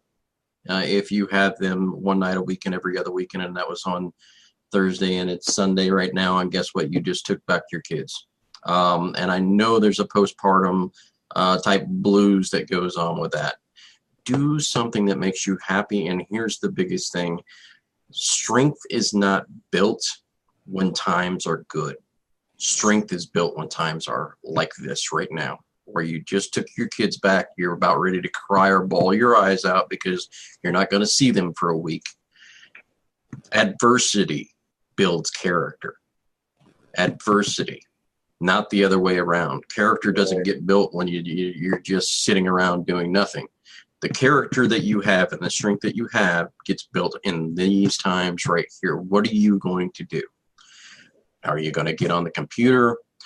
Or are you going to bitch and moan about your ex on Facebook? Or are you going to go, let's get into group conversation and figure out what I can do productively to work on my case or to get others involved, and how do we get these laws changed? How do we do these things? And how do we do it in a productive way? That builds character more than anything else in the world. That's what builds character. Yeah, Neely, I'm interested in your take on that for sure. I'm just listening in. You both, are making fabulous points. I mean, you just have to keep on fighting. When you're down and out, When you are hurt the most, it's what builds character, and that's what strength. And it's like, maybe we should see if Cam Neely will come on the show. Hey, trust me, that maybe a couple years ago, Jay, that would have been out of the realm of possibility, but it's not at all anymore. Especially with the connections I've made. Trust me, that those wheels are already turning, and I know I can tell folks out there, and I think Jay knows this, but I'll a little secret. I know Triple H and Stephanie have a summer home right across the lake from me. So I put Triple H videos out there a lot, and I know I'm going to bump into them at some point, maybe at the gas station. Something like, oh, I'm sorry, are you the game? I'll probably have one of his shirts off in reverse so he doesn't think I'm obsessed. Yeah, it's great. Again, hey, Cam, he's in the front office with the Bruins now. Some people aren't overly happy, but the Bruins had a good team, and I'm not disappointed with Cam. And as a player, I mean, hey, he punched it. He was the type of guy too. When he punched, he didn't try to punch your face. What you do when you're punching somebody? You don't try to punch their face. You try to punch the wall behind him. And that's what Neely would do. He would look at the wall behind him, right through, no chill, and then he'd go. The thing that was humiliating, though, he'd kick your ass and then score a hat trick, 3 goals, and destroy your team. So he on every level, he decimated people. So we'll have Bam Bam Cam on. I love that. Play a little bad to the bone before he comes on. Right. And the other thing that we haven't necessarily discussed yet, and we'll get into just a little bit, I honestly, over time, have considered this to be not necessarily just a parent's issue of not having their rights reserved. I don't think this is just that issue. I think that it's a much bigger thing. I think that this has really become our issue of this time, that it's become an economic war.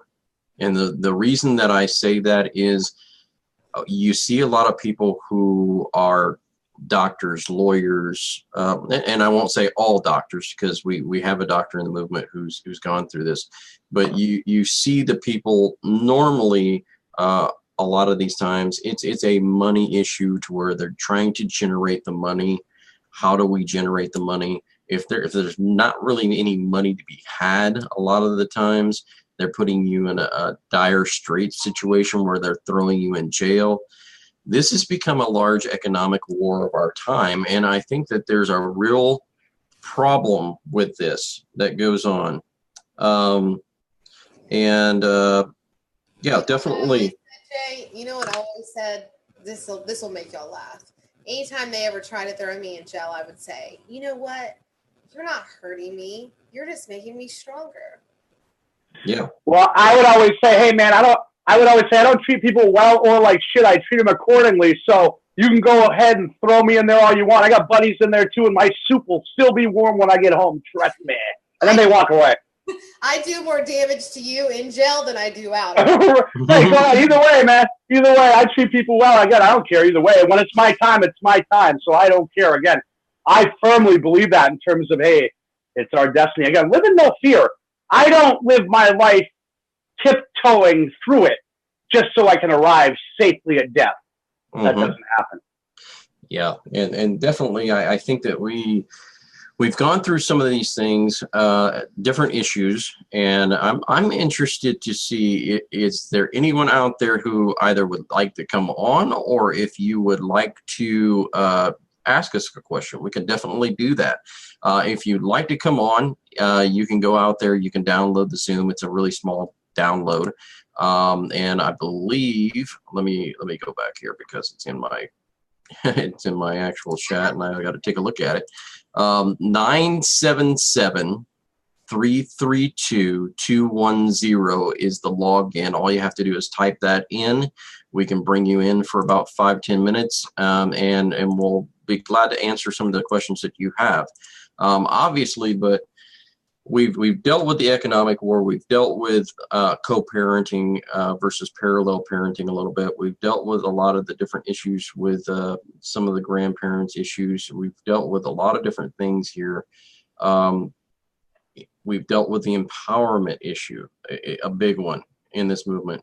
And the other things that we deal with in this movement have to do with groups. and this is going to be a highly debated topic, but we touch on everything here. So we don't shy away from any issues.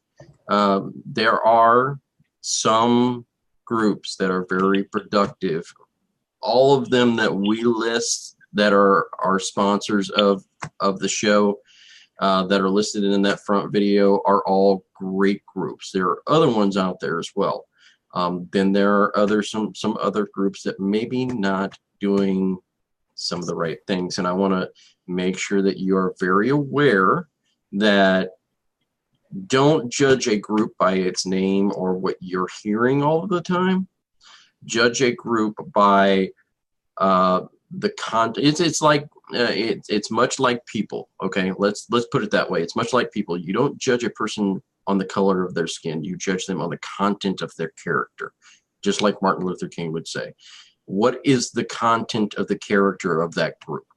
And that's where you should decide, do I want to be a part of that group or do I not? So understand that.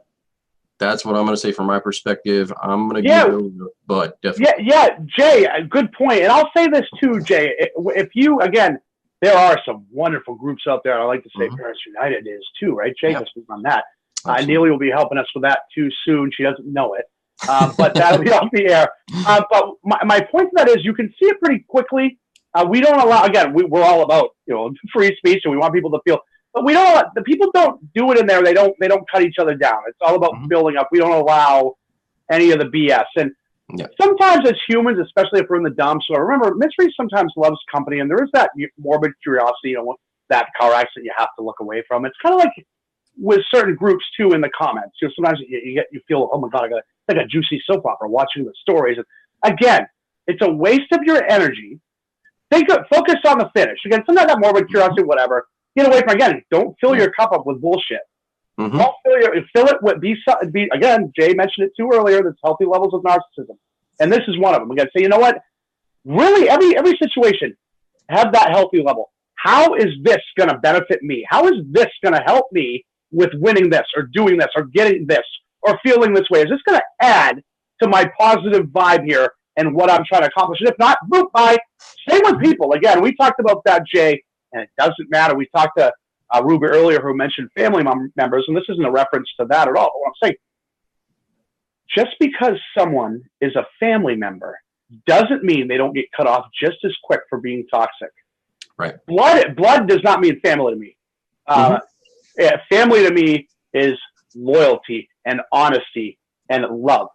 Again, don't just, I got it. This person's my brother, sister, whatever. They tell me I'm garbage every day, but mom and dad said I have to love my sibling. Bullshit.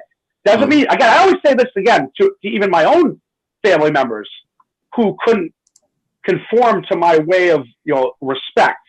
Okay, if you can't meet that, I have no problem loving you from a distance. And you said the same way. I'll love you from a distance. Again, it's about lines. Okay, until you can come and be loving and honest and respectful, our journey ends today. Yeah. It's in your court. You control your life. Don't let anybody else just feel that you don't have to do anything. Again, the other thing too, Jay, what we said in reference to this too, is learn to say no without explaining yourself. Hey, you want to come over for a cookout tonight? No, why not? Because I said no. We all know too, in terms of the people that are being cool about it. We also know people that sometimes invite us because they know we're not comfortable. They want us to say no so they can belittle. No, why? Because I said no. Why? And if it's because they're an asshole, say it. Well, if you're usually a jerk, and I don't really want to hang out with you because I'd rather do nothing than hanging out with someone who's an asshole. Say what you wouldn't have said again. If you really said, hey, look, because honestly, I don't like the way I'm treated there. This is the way, and they're like, hey, and they give you all this shit. Why? Trim the fat in your life. It's the same with that cup. When you have all these people in your life that are down to you, just take it. Someday, I'm going to please them. I know. Hey, Joe, whoever it is, mom, dad, Billy, brother, whoever. Guess what I did today? Oh my God, please be pleased. Oh, that's good. Oh, they didn't give me enough of a reaction. Now I'm devastated. They weren't. I shouldn't even have done it now. Nobody cares. Who cares? You need to start to care. And when you get there, is when you start getting all that respect right that you always wanted your whole life, and you know what the bitch of it is? You no longer need it. When you start to really, truly love yourself and someone says, screw you, and they start, and in mid-sentence just hang up and continue watching what you're watching, and you don't even think about it. The people that truly love you, hey, Neely, hey, Jay, what you said bothered me, or Bud, what you said bothered me. Hey, real people that love you say, well, okay, well, let me listen to that. It doesn't always mean you're always right or whatever, but hey, there's that respect. When someone treats you as a joke, those who don't appreciate your presence, ladies and gentlemen, give them the gift of your absence. Yeah, that's exactly right. And I think the other thing along this lines is I think that there sometimes can be people that are in your group that could possibly be using your group to further themselves rather than furthering the group. And in those circumstances, you got to hope that the leader of your group or one of the leaders of your group is all about the team. And it always has to be about the team concept, because if it's not about the team concept, your group probably is as good as flames, honestly. And I'll let you guys get into that very quickly here. I got something to take care of, but yeah, Neely, I was go ahead, please. About it's in the current news, and I want to get your all's opinions on this. This has really been bothering me. We've been hearing on the past couple days a bunch of political, horse and pony show about, Trump is separating kids at the borders for their parents. I am so irritated right now about this whole situation, because when have they ever said, well, it's been happening to American citizens now, and we've been separated from our children. Did anybody care? Has anybody ran a news story on this? I mean, I'm just ticked. I just had to get that out of there. Well, thank you. Thanks for addressing that, Neil, because I know that's, again, I've seen that a ton. That's throughout the feeds and everywhere else. That's a very valid point. I think it's kind of the hidden, secret way. It isn't for us, Neil, and people that are aware, and most people are aware of this. They just, when it doesn't affect them in that way, people in the society, again, first of all, parents separated from their kids on any level is horrible in that sense, when it's not something for a safety issue. But my point is, we're sheep too in the society, a lot of us. So again, when the media says how horrible something is, oh my God, it is. And we want to seem like the sympathetic, great, wonderful, loving people, so we can say it's horrible, but no one looks that the person, the house next door, has a gun in their mouth because their kids were kidnapped, and they pay $1,000 a month in child support, so they're supposed to get kicked out of the only place they have. And no one gives a shit. So I understand the rage in that way, and I can sympathize, empathize, and every sort of size with it on a lot of different levels. Yeah. Right. Yeah, and I think that there are times when that's quite possible, when you gotta, sympathize with some of it, and then there's other times where you gotta say, maybe I just. Well, I know Neely too, and I will say this: there's a lot of people out there too that have brought up the fact, and I know you're referring to the immigration and the illegal immigration, Neely, and the children. And a lot of people have brought up the fact, hey, this is what it is. Right around the breaking the law. I'm not saying that their countries aren't horrible. I'm not saying any of that. But the fact of the matter is, they are, and most of these people out here in the U.S., our own citizens, aren't, and they're having their children taken away. So again, it's kind of hard for a mom or a dad who is going through this to go, oh, wow, I got to do something about that. That's right. Well, I'm trying to do something about anytime there's a child, an innocent child taken away from a parent, but again, there's a lot of variables. And is their country bad enough for that risk? Apparently it is. But again, this is the way it is. And again, until we address our issues as a country and as a nation, and what the actual issues are, instead of, the buzz stories, that's a popular thing to say. I feel bad about. Let's talk about the children now. What about the thousands upon thousands of kids, our own children, who don't have their parents for no valid reason, except for, as Jay said. Yep, and that's exactly right. And we can't put, and I explain this analogy the best, would you set up an entire meal for your family, and then all of a sudden invite the neighbors over, and they eat the entire meal, and your children sit there and starve. No, you wouldn't do that, right? Because that's just not right. You would provide for your family first, right? Well, okay, we've got America here. We need to provide for what is going on in America first. Let's figure out what's going on within the family here. And then we can deal with the other issues down the road. But if you're not even addressing the issue, I mean, honestly, you've got a zit right here. You need to take care of your zit and not worry about somebody else's zit. Right. Well, on the zit thing tonight. Right. He's got a big thing with acne tonight. Yeah. But I'll say that too. I think what concerns me a lot about too, on a side note of it, is that when these sort of things happen and these sort of, I think what concerns a lot of us, and it's again a human rights issue, because again with children, there's no real. So we usually find out years later how fucked up certain things were when they first were started. They weren't planned right and didn't. So I am concerned with what's going to happen to any child. Again, no child deserves to be treated in an inhumane way or be separated or hurt. But again, sometimes things in life happen, and you got to figure out a way to address them. I think a lot of us, we're quick to believe everything we read on the internet. It reminds me of that Michael Scott quote from The Office. Wikipedia is so great because anybody in the world can write anything they want, so you're getting the best, most quality information available. No. So again, sometimes what we read, it's fun. Media isn't what it used to be. It's all owned, and it's all money driven, and it's all agendas. So again, make a long story short, I think we definitely need to address our problems here at home, or at least bring them to light and address. You brought up a good point too. I think here in America, what we like to do is, feed other people first, but mostly we try to divvy it all up. And again, if there's not enough to divvy up, and you can't bullshit and say there is, and you also can't bullshit when somebody, is eating a 20-course meal and other people aren't. Again, we've got to get it all in perspective here and figure this out, so this isn't happening. So there are so there are options. Right. I agree. And so we are going to get into the last little dreaded part of our show. Wow. Very, very quickly. Yeah.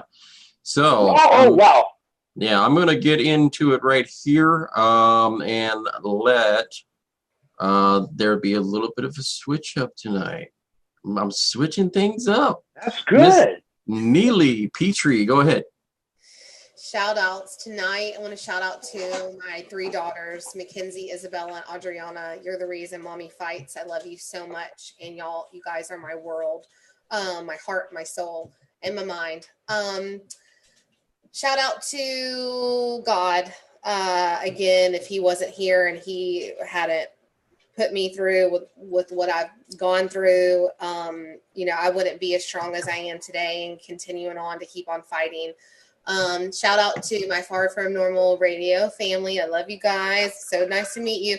And I've got to ask Bud when he's going to do a event thing for Parents United. We should have a big event thing. Well, Neely, when I thank you, we'll discuss that in about 15 minutes, and you can start organizing that when you're helping run Parents United. Great. Thank you so much, Neely. She just hooked herself right into that. Awesome.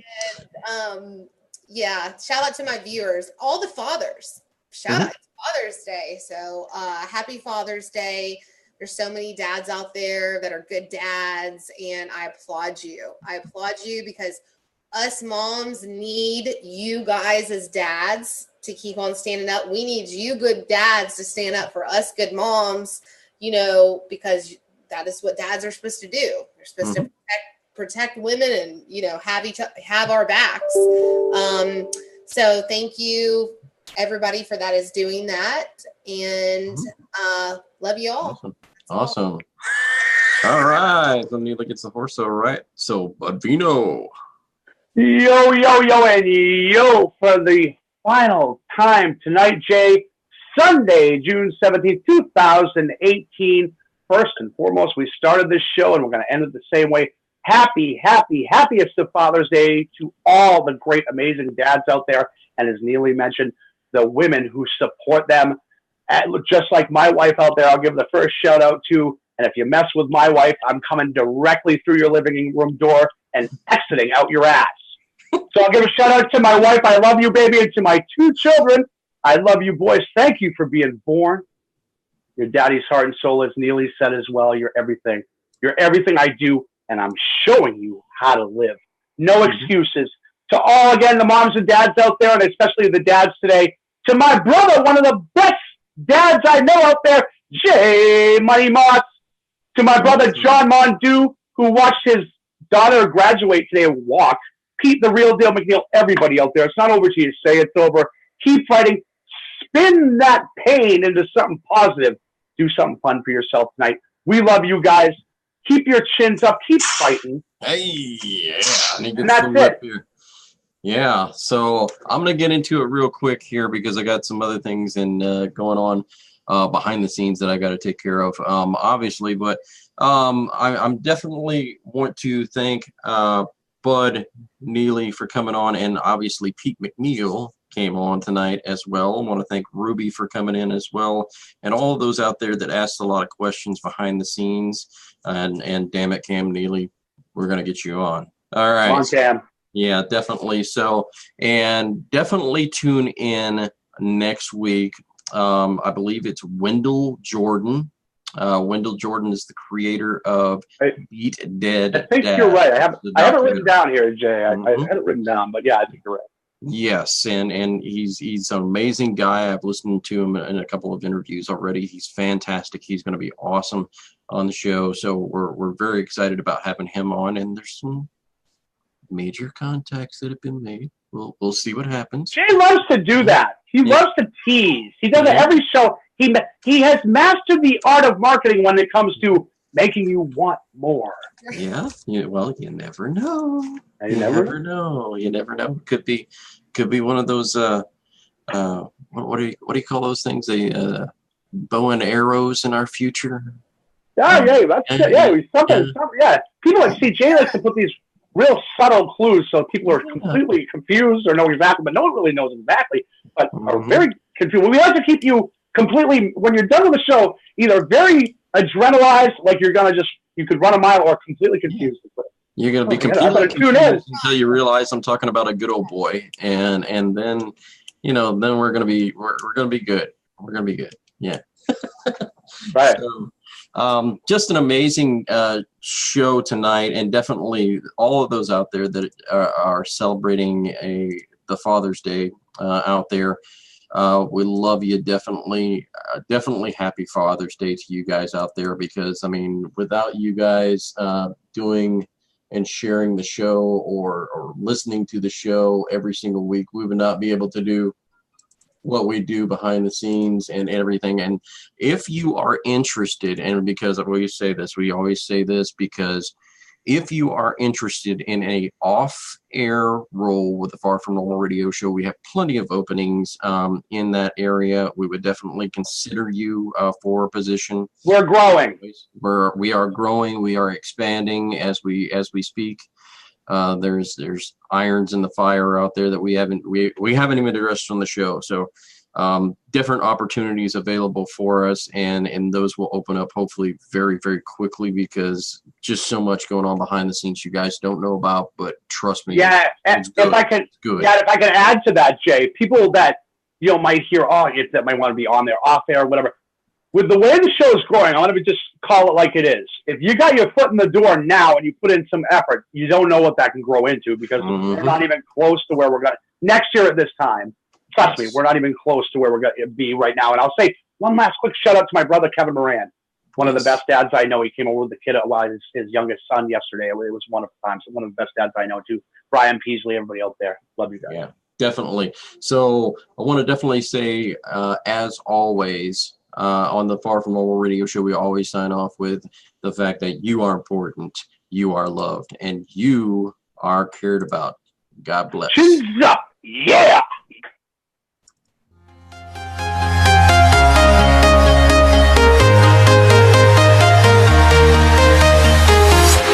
I'm walking alone, the streets are empty.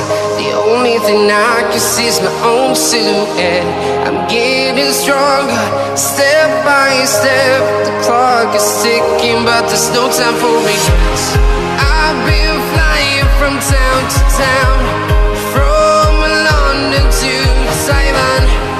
I've been all around the globe trying to protect your soul. We are heroes tonight. We will fly above the sky. We are heroes tonight.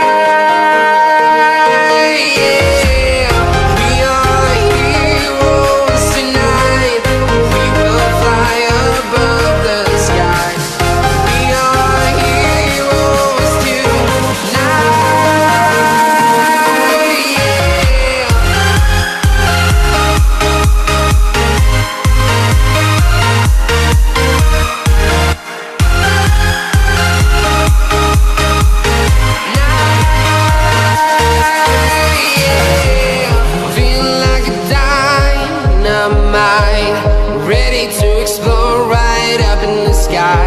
I need you to listen, I need you to